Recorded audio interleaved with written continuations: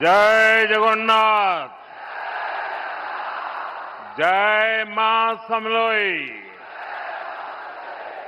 जय मां रामोचंडी। यहां कुछ युवा साथी बहुत सारी कलाकृतियां बना करके ले आए हैं। उड़ीसा में कला प्रेम विश्वविख्यात है। मैं आप सबकी इस भेंट सौगात को स्वीकार करता हूं और मेरे एसपीजी के साथियों को कहता हूं कि वो सारी चीजें आपसे कलेक्ट कर लें। आप अगर पीछे अपना नाम पता लिखेंगे तो मेरी तरफ से चिट्ठी जरूर मिलेगी आपको। उधर भी पीछे कोई एक बच्चा कुछ लेकर के खड़ा है, उसके हाथ दुख जाएंगे। कब से कोई हाथ में लेके वो भी जरा कलेक्ट कर लीजिए भाई, कोई मदद कीजिए उनको।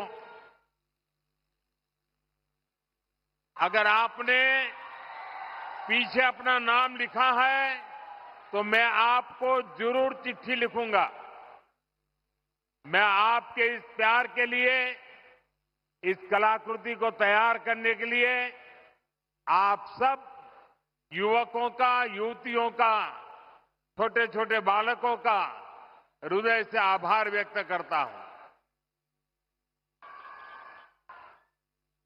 मंच पर उपस्थित ओडिशा के राज्यपाल श्रीमान हरिबाबू जी, यहां के लोकप्रिय और कर्मठ मुख्यमंत्री मोहन चरण मांझी जी, केंद्रीय मंत्रिमंडल में मेरे सहयोगी जुएल ओराम जी, डिप्टी सीएम प्रभाती परिडा जी, कनकवर्धन सिंह देव जी, संसद में मेरे साथी बैजयंत पांडा जी, प्रदीप पुरोहित जी, उड़ीसा भाजपा के अध्यक्ष मनमोहन सामल जी, मंच पर विराजमान अन्य महानुभाव, आज के इस कार्यक्रम में हमारे देश के कई केंद्रीय मंत्री और कई मुख्यमंत्री अलग अलग स्थानों पर लाखों लोगों को साथ लेकर के हमारे साथ जुड़े हुए हैं। मैं उन सभी का भी अभिनंदन करता हूं और यहां झारसुगुड़ा के मेरे भाई बहनों को आदरपूर्वक प्रणाम करता हूं।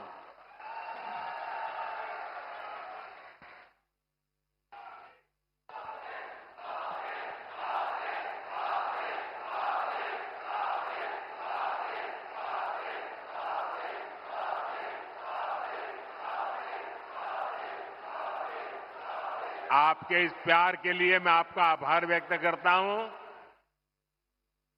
एठी उपस्थितो समस्त मान्यगण्यों व्यक्ति मानंको मोर जुहार।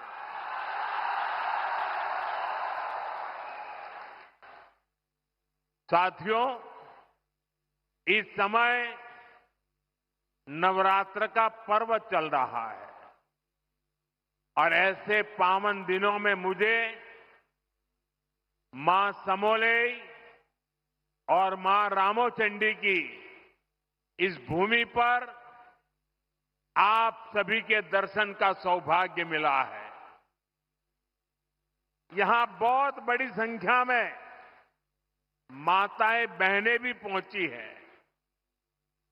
आपका आशीर्वाद ही हमारी शक्ति है। मैं आप सभी जनता जनार्दन को नमन करता हूं।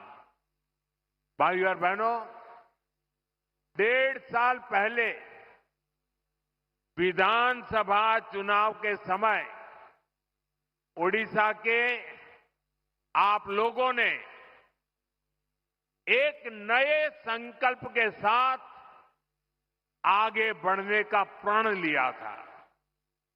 ये संकल्प था विकसित ओडिशा।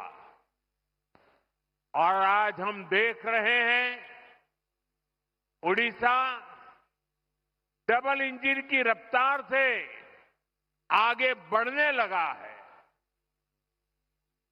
आज फिर एक बार ओडिशा के विकास के लिए, देश के विकास के लिए हजारों करोड़ रुपए के प्रोजेक्ट का काम शुरू हुआ है। आज से बीएसएनएल का नया अवतार भी सामने आया है।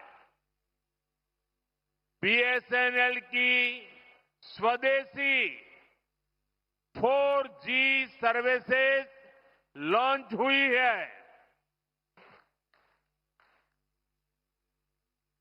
देश के अनेक राज्यों में आईआईटी के विस्तार का काम भी आज से शुरू हो रहा है। इसके अलावा ओडिशा में शिक्षा, कौशल और कनेक्टिविटी से जुड़े अनेक प्रोजेक्ट्स का शिलान्यास और लोकार्पण भी हुआ है। थोड़ी देर पहले ही बरहमपुर से सूरत के लिए आधुनिक अमृत भारत ट्रेन को हरी झंडी दिखाई गई है। और आप भी जानते हैं कि सूरत के साथ आपका जुड़ना कितना महत्वपूर्ण है। इस क्षेत्र का कोई गांव ऐसा नहीं होगा कि जहां के लोग सूरत में न रहते हो। और कुछ लोग कहते हैं कि पश्चिम बंगाल में जितने उड़िया लोग हैं, उसके बाद सबसे ज्यादा उड़िया लोग गुजरात में रहते हैं, सूरत में रहते हैं। आज उनके लिए ये सीधी रेल सेवा शुरू हुई है। विकास के इन सारे कार्यों के लिए मैं आप सभी लोगों को, उड़ीसा वासियों को बहुत बहुत बधाई देता हूं। और आज सूरत में हमारे रेल मंत्री भी इसी कार्यक्रम में उपस्थित है। वहां सभी उड़िया बंधु वहां इकट्ठे हुए हैं। साथियों, भाजपा सरकार गरीब की सेवा करने वाली, गरीब को सशक्त करने वाली सरकार है। हमारा बहुत जोर गरीबों को, दलितों को, पिछड़ों को, आदिवासियों को मूल सुविधाएं पहुंचाने पर है। आज इस कार्यक्रम में भी हम इसके साक्षी बन रहे हैं। मुझे अभी यहां अंत्योदय गृह योजना के लाभार्थियों को स्वीकृति पत्र सौंपने का अवसर मिला। जब एक गरीब परिवार को पक्का घर मिलता है तो वर्तमान ही नहीं, भावी पीढ़ियों का जीवन भी आसान हो जाता है। हमारी सरकार अभी तक देश में 4 करोड़ से अधिक गरीब परिवारों को पक्का घर दे चुकी है। ओडिशा में भी हजारों घर बनाने का काम तेजी से चल रहा है। इसके लिए हमारे मुख्यमंत्री मोहन जी और उनकी टीम प्रशंसनीय कार्य कर रही है। आज भी करीब 50,000 परिवारों को नए घरों की स्वीकृति मिली है। पीएम जनमन योजना के तहत भी उड़ीसा में आदिवासी परिवारों के लिए 40,000 से अधिक घर स्वीकृत किए गए हैं। यानी आदिवासियों में भी जो अति पिछड़े हैं, उनका एक बहुत बड़ा सपना आज पूरा होने जा रहा है। मैं अपने सभी लाभार्थी भाई बहनों को अपनी मंगल कामनाएं देता हूं। साथियों, उड़ीसा के सामर्थ्य पर, उड़ीसा के लोगों की प्रतिभा पर मुझे हमेशा से बहुत विश्वास रहा है। प्रकृति ने ओडिशा को बहुत कुछ दिया है। ओडिशा ने बहुत दशक गरीबी के देख लिए, लेकिन अब ये दशक ओडिशा के आप लोगों को समृद्धि की तरफ ले जाने वाला दशक है। ये दशक उड़ीसा के जीवन में बहुत महत्वपूर्ण है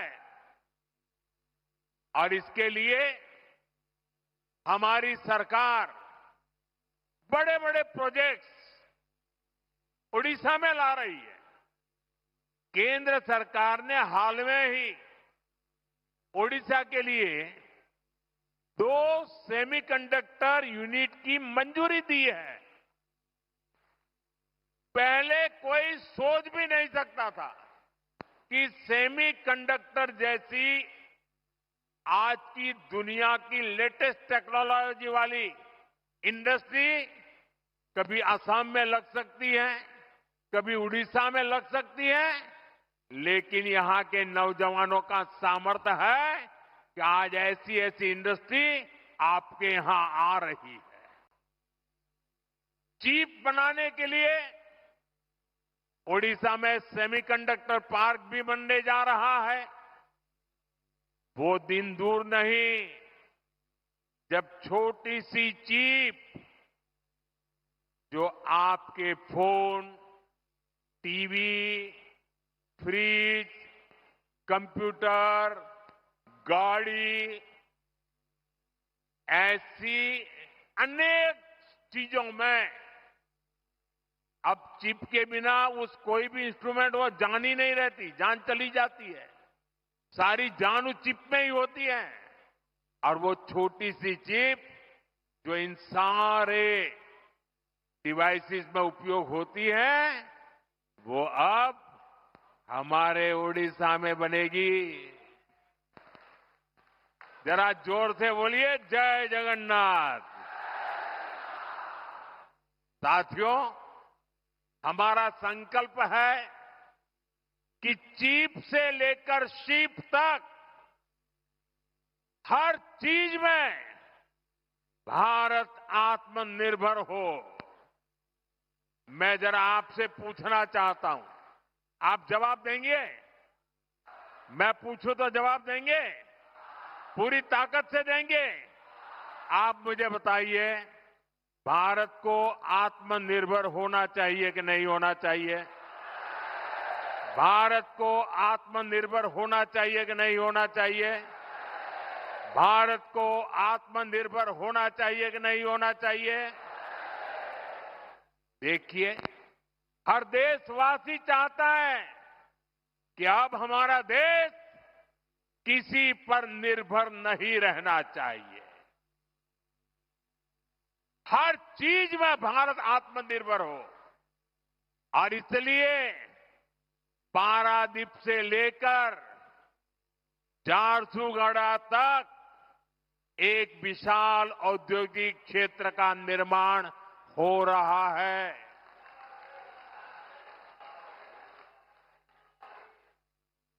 भाइयों और बहनों, जो भी देश आर्थिक रूप से सशक्त होना चाहता है, वो शिप बिल्डिंग यानी बड़े बड़े जहाज निर्माण पर बहुत बल देता है। व्यापार हो, टेक्नोलॉजी हो, या फिर देश की सुरक्षा, शिप बिल्डिंग से हर जगह फायदा होता है। अपने जहाज होंगे तो संकट के समय दुनिया के साथ आयात निर्यात में रुकावट नहीं आएगी। इसलिए बीजेपी की हमारी सरकार ने एक बहुत बड़ा कदम उठाया है। हमने देश में ये बड़े बड़े जहाज बनाने के लिए, शिप बिल्डिंग के लिए 70,000 करोड़ रुपए का पैकेज मंजूर किया है। इससे भारत में 4.5 लाख करोड़ रुपए का निवेश आएगा। ये पैसा स्टील, मशीनरी, इलेक्ट्रॉनिक्स और मैन्युफैक्चरिंग से जुड़े अनेक छोटे, लघु, कुटीर ऐसे उद्योगों तक पहुंचने वाला है। इससे सबसे बड़ा लाभ मेरे नौजवानों को, मेरे देश की बेटे बेटियों को होने वाला है। इससे लाखों नई नौकरियां बनेगी। इसका बहुत अधिक लाभ हमारे उड़ीसा को होगा। यहां की इंडस्ट्री, यहां के नौजवानों को इस रोजगार का लाभ फायदा होगा। साथियों, आज देश ने आत्मनिर्भरता की तरफ बहुत बड़ा कदम उठाया है। जब टेलीकॉम की दुनिया में 2G, 3G, 4G जैसी सेवाएं शुरू हुई तो उनमें भारत बहुत पीछे रह गया था। और क्या चल रहा था वो भी आपको मालूम है। सोशल मीडिया पर कैसे कैसे चुटकुले चलते थे, 2G, 3G और फिर पता नहीं क्या क्या लिखा जाता था। लेकिन भाइयों बहनों, 2G, 3G, 4G इन सारी सर्विसेज की टेक्नोलॉजी के लिए भारत विदेशों पर ही निर्भर रहा। ऐसी स्थिति देश के लिए ठीक नहीं थी। इसलिए देश ने संकल्प लिया कि टेलीकॉम सेक्टर की ये जरूरी टेक्नोलॉजी देश में ही विकसित हो। हमारे लिए गौरव की बात है कि हमारे BSNL ने अपने ही देश में पूरी तरह स्वदेशी 4G टेक्नोलॉजी विकसित कर ली है। अपनी मेहनत, अपनी लगन, अपनी कुशलता से BSNL ने नया इतिहास रच दिया है। और मैं इस काम में जुड़े हुए देश के नौजवानों को, उनकी टैलेंट को और भारत को आत्मनिर्भर बनाने के लिए उन्होंने जो बड़ा काम किया है, मैं उन सभी नौजवानों को बहुत बहुत बधाई देता हूं। भारत की कंपनियों ने भारत को दुनिया के उन 5 देशों की सूची में ला खड़ा किया है। सुनिए, अब हम 5 देशों की सूची में आ गए हैं जिनके पास 4G सर्विसेज शुरू करने की पूरी तरह स्वदेशी टेक्नोलॉजी है।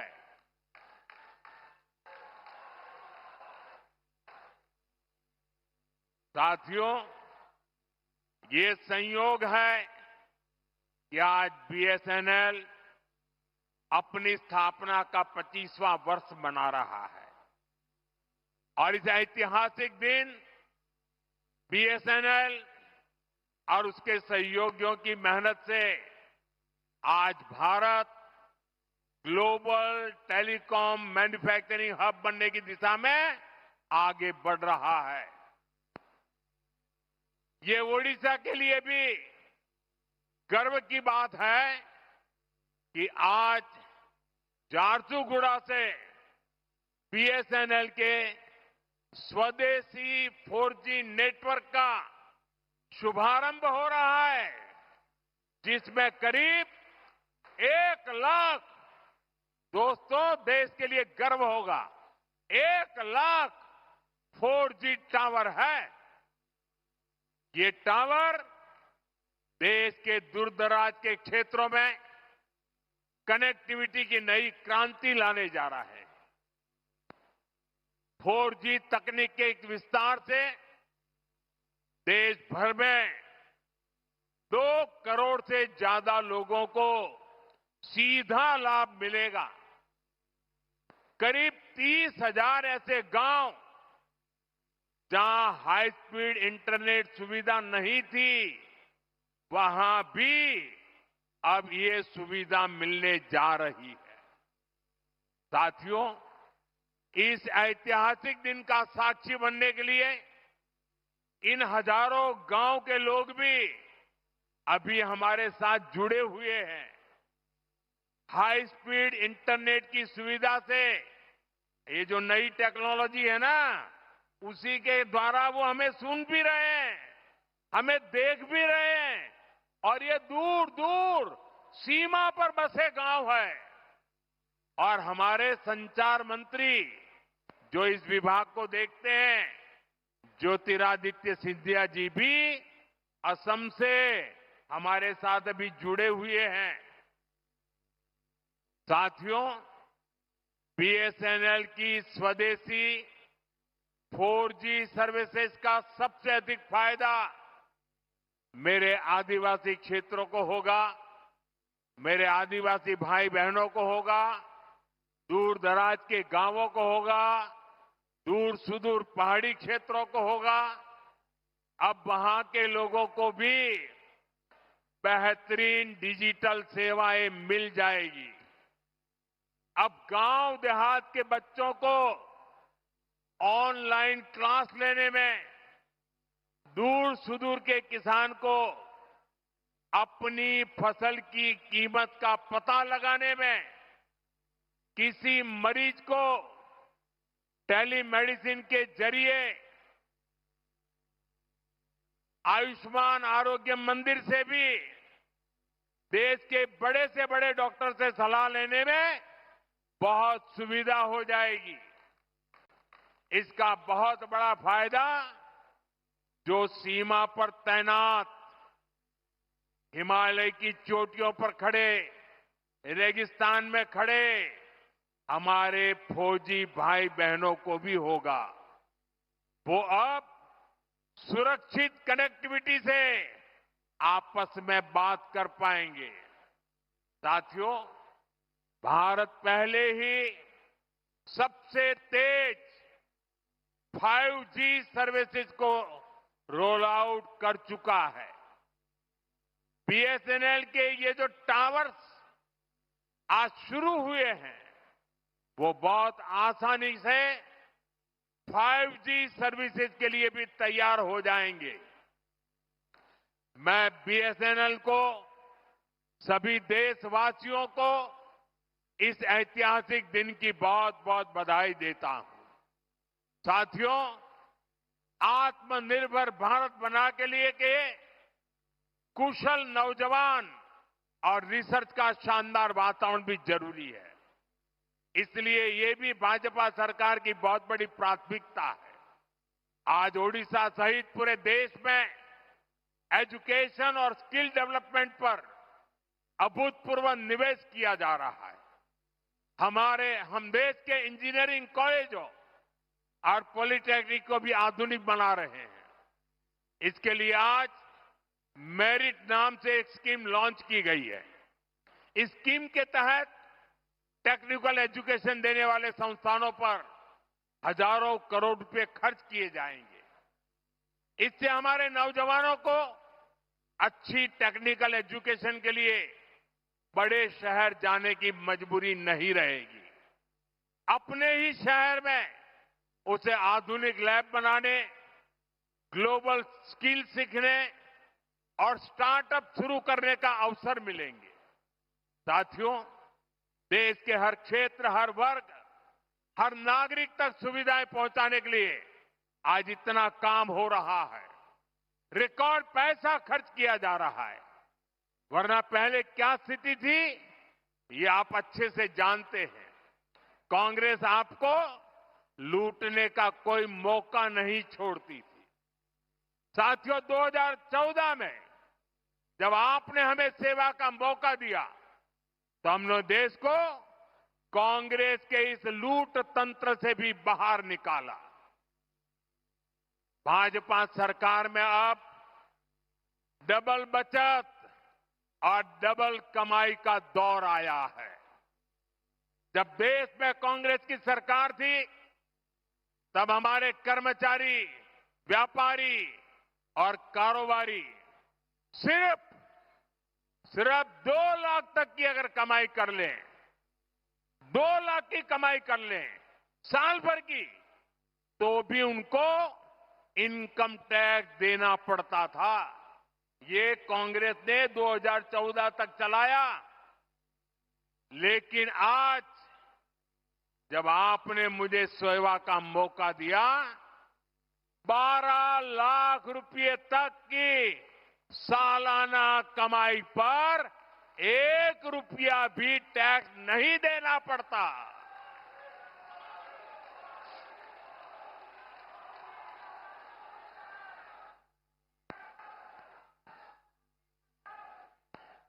साथियों, अभी इस 22 सितंबर से देश में, उड़ीसा में जीएसटी के नए रिफॉर्म भी लागू हुए हैं। इन सुधारों ने आप सभी को जीएसटी बचत उत्सव का उपहार दिया है। अब माताओं बहनों के लिए रसोई चलाना और सस्ता हो गया है। जरूरत की अधिकतर चीजों के दाम बहुत कम हो गए हैं। मैं आपको एक उदाहरण से समझाता हूं। मान लीजिए उड़ीसा में एक परिवार राशन और घर में जो जो चीजों की आवश्यकता होती है, अगर मान लो कि साल भर में वो 1 लाख रुपया खर्च करता है, हर महीना 12-15 हजार रुपया अगर खर्च करता है तो साल भर का 1 लाख रुपया खर्च हो जाता है। 2014 से पहले कांग्रेस की सरकार, अगर आप 1 लाख रुपया खर्च करते थे तो 25,000 रुपया, 20 से 25,000 रुपया टैक्स ले लेती थी। यानी 1 लाख रुपया आपको 1.25 लाख रुपया देना पड़ता था। साल 2017 में हमने पहली बार जीएसटी लाए और उसमें हमने आप पर का बोझ काफी कम किया, टैक्स कम किया। और हम दोबारा जीएसटी रिफॉर्म करके लाए। अब भाजपा सरकार ने इसको बहुत कम कर दिया है। अब 1 लाख रुपए के सालाना खर्च पर एक परिवार को सिर्फ 5-6 हजार रुपये ही देने होंगे। अब बताइए, कहां 25,000 और कहां 5-6 हजार। कांग्रेस राज की तुलना में आज सालाना 1 लाख रुपए के खर्च पर हमारे गरीब, सामान्य, मध्यम वर्ग के परिवारों की 20-25 हजार रुपए की बचत पक्की हो गई है। साथियों, हमारा उड़ीसा किसानों का प्रदेश है। किसानों के लिए भी जीएसटी बचत उत्सव बहुत शुभ है। कांग्रेस के जमाने में अगर किसान ट्रैक्टर खरीदता था तो एक ट्रैक्टर पर उसको 70,000 रुपये टैक्स चुकाना होता था। जीएसटी आने के बाद हमने टैक्स घटाया। अब जीएसटी का नया स्वरूप आया है तो इससे उसी ट्रैक्टर पर सीधे करीब 40,000 रुपये की बचत किसान को होगी। एक ट्रैक्टर पर 40,000 रुपया बचत। धान रोपने के लिए किसान जो मशीन इस्तेमाल करते हैं उस पर अब 15,000 रुपये की बचत होगी। इसी तरह पावर टिलर पर 10,000 तो थ्रेसर पर 25,000 रुपये तक की बचत होगी। खेती किसानी के ऐसे अनेक उपकरणों पर भाजपा सरकार ने टैक्स बहुत कम कर दिया है। साथियों, ओडिशा में बहुत बड़ी संख्या में हमारा आदिवासी समाज रहता है। ये आदिवासी समाज वन उपज पर आश्रित है, उससे रोजी रोटी चलाता है। पहले ही हमारी सरकार केंदू पत्ता संग्राहकों के लिए काम कर रही है। अब इस पर जीएसटी भी बहुत कम किया गया है। इससे संग्राहकों को केंदू पत्ता के और अधिक दाम मिलना पक्का हो गया है। साथियों, भाजपा सरकार आपको लगातार टैक्स में राहत दे रही है, आपकी बचत बढ़ा रही है, लेकिन कांग्रेस अब भी अपनी हरकतों से बाज नहीं आ रही है। कांग्रेस की सरकारें अब भी आपको लूटने में जुटी है।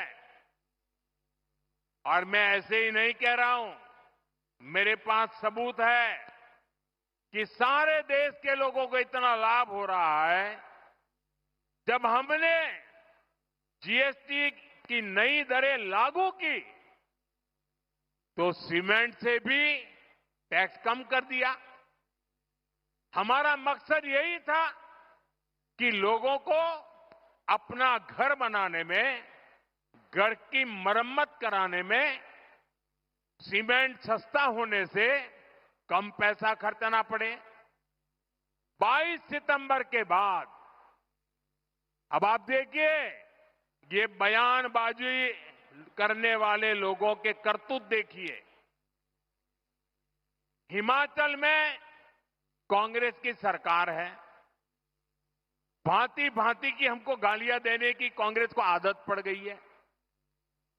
लेकिन जब हमने जीएसटी का दाम कम किया तो पूरे देश में काम कम हुआ।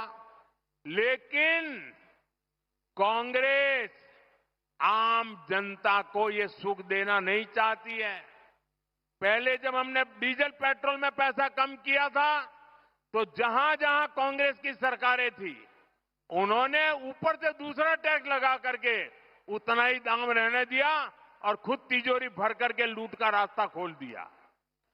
ऐसा ही हिमाचल में कांग्रेस सरकार ने, जब हमारी सरकार ने सीमेंट का पैसा कम किया तो उन्होंने अपना एक नया ही टैक्स लगा दिया। और इसलिए जो फायदा भारत सरकार हिमाचल के लोगों को देना चाहती थी, ये कांग्रेस की लूटबाज सरकार उसमें दीवार बन के खड़ी हो गई। इसलिए मैं कहता हूं, कांग्रेस की सरकार जहां भी रहेगी वहां लोगों को लूटेगी।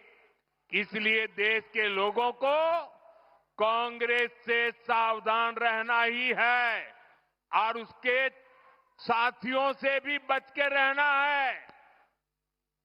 साथियों, जीएसटी के बचत उत्सव ने सबसे अधिक खुशी हमारी माताओं बहनों को दी है। बहनों बेटियों की सेवा हमारी सरकार की प्राथमिकता है। इसमें भी हम माताओं बहनों के स्वास्थ्य पर बहुत जोर दे रहे हैं। साथियों, अपने परिवार के हित में एक मां त्याग करने में हमेशा सबसे पहले रहती है। मां का त्याग तो हम हमेशा देखते हैं।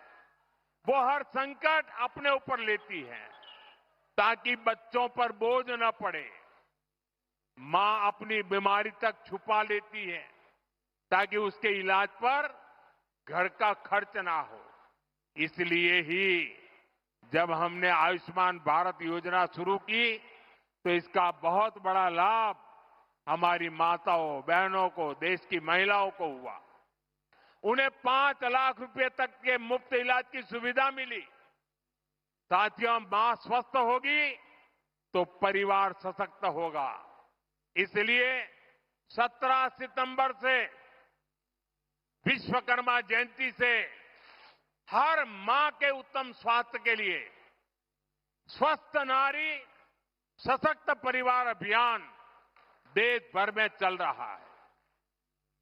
इसके तहत अभी तक देश भर में यह आंकड़ा बहुत बड़ा है।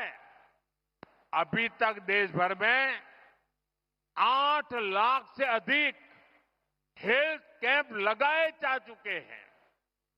इनमें अब तक 3 करोड़ से ज्यादा महिलाएं अपनी जांच करवा चुकी है। Diabetes, breast cancer, TB, sickle cell, anaemia, ऐसी अनेकों बीमारियों की जांच इनमें की जा रही है। मैं ओडिशा की सभी माताओं बहनों बेटियों से भी कहूंगा कि आप अपनी जांच जरूर करवाएगा। साथियों, देश और देशवासियों के सामर्थ्य को बढ़ाने के लिए भाजपा समर्पण भाव से हमारी सरकारें निरंतर काम कर रही है।